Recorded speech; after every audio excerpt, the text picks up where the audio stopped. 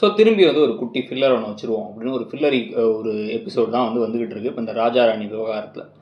சிறகடிக்காசை சீரியலில் ரோஹிணி செய்யக்கூடிய அட்ராசிட்டிஸ், அதே சமயத்தில் விஜயாவுடைய இந்த ஒரு அடங்கா பிடாரித்தனம், இது ரெண்டுக்குமே வந்து ஏதாச்சும் ஒரு முடிவு கிடைக்கும் அப்படின்னு நம்மளும் பார்த்து அதில் ஏதாச்சும் ஒரு விஷயத்தை சூப்பராக பண்ணுவாங்கன்னு சொல்லி பார்த்தா அதெல்லாமே வந்து இவங்களுக்கு எதிராக நடக்கிற எல்லா விஷயத்தையும் காமெடியாக மட்டும் தான் மாற்றுவாங்களே தவிர சீரியஸாக கொண்டு போகிறதே இல்லை.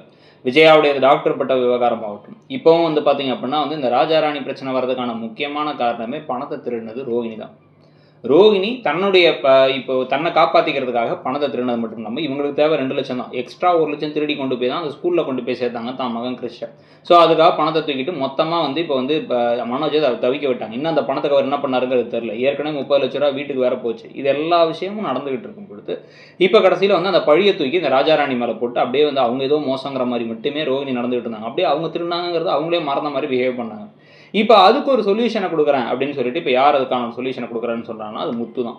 முத்துக்கு வந்து மனோஜ் தப்பாக நடந்துக்கலங்கிறது தெரியும். அதனால அவர் என்ன பண்ணுறாரு அப்படின்னா அந்த ராஜாவையும் ராணியும் வீட்டுக்கே வர வச்சு உங்கள் எல்லாத்துக்கும் ஒரு தீர்வு தரப்போகிறேன். இந்த பிரச்சனைக்கு வந்து ஒரு பஞ்சாயத்து பண்ணுறோம். இவ்வளவு தப்பு பண்ணது காரணம் வந்து எங்கள் அண்ணன் தான். எங்கள் அண்ணன் ஒன்றை வந்து தவறாக நடந்துக்கிட்டு ஒன்றை வந்து முறைகேடாக நடந்துக்கிட்டதுக்காக ஒரே ஒரு சொல்யூஷன் என்னென்னா நீ வந்து அவனுக்கு வந்து மனைவி அவரை தான். அவன் வந்து எல்லாத்தையும் விட்டுட்டு அவன் கழுத்தை தாலி கட்டிடுவான். நீங்கள் 2 பேரும் ஒன்றா இருந்தால் வந்து எல்லாம் சரியாயிடும் அப்படின்னு வந்து ஒரு கிறுக்குத்தனமான வந்து ஒரு திட்டம். அந்த திட்டத்தை சொன்னால் அவர் எதுக்காக சொல்கிறாருன்னா உடனே பயந்து போய் ராணி வந்து அவங்களுடைய இந்த ஈயோவை 2 தப்பாக நடந்துக்கலன்னு சொல்லுவாங்களாமா. என்ன லாஜிக்னே இது புரியல. எனக்கு வந்து ஆல்ரெடி கல்யாணம் ஆகிடுச்சு, அவருக்கு கல்யாணம் ஆகிடுச்சு, என்கிட்ட அவர் தப்பாக நடந்துக்கிட்டாரு, அதனால் நான் இப்போ என்ன பண்ண போகிறேன் அப்படின்னா வந்து நான் வந்து போலீஸ் கம்ப்ளைண்ட் கொடுக்குறேன் அப்படின்னு அந்த பொண்ணு சொன்னாலே வந்து இப்போ வந்து எப்படி என்ன ஆக போகுது ஏதாக போகுதுன்னு ஒரு பயப்படலாம். ஆனால் வந்து அப்படியெல்லாம் கொண்டு போக விடாமல் இவங்க சொல்லாங்களாம். உடனே வந்து ஐயோ இல்லைங்க அவர்கிட்ட தப்பாக நடந்துக்கலங்க, நான் தான் வந்து இப்போ தப்பாக சொல்லிட்டேங்க, நாங்கள் பணத்தையே திருடல, ஆனால் அவர் திருடினார்னு சொன்னார் அப்படிங்கிற மாதிரி சொல்ல போகிறாங்களாங்கிறத பார்க்கணும். இப்போ நீ வாங்கிட்டு போன அந்த வாஷிங் மிஷின் ஃப்ரிட்ஜெல்லாம் திருப்பி கொடுத்துருங்கிறத சொல்ல, அதுக்கப்புறம் வந்து இந்த பணத்தை நாங்கள் எடுக்கலன்னு சொல்ல, அதை வச்சாச்சும் வந்து ரோஹிணி தான் பணத்தை எடுத்தாங்கிறதுக்கு தெரிய வருமா தெரிய வராதா?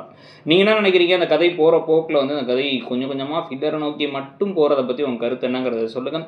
இந்த ஒரு பிரச்சனைக்குமே இந்த முத்து எடுத்த முடிவு வந்து கொஞ்சம் கூட வந்து ஒரு ஒட்டாத ஒரு முடிவாக தான் இருக்குது. அதை பற்றி உங்கள் கருத்தையும் தெரிவிங்க. தேங்க்யூ.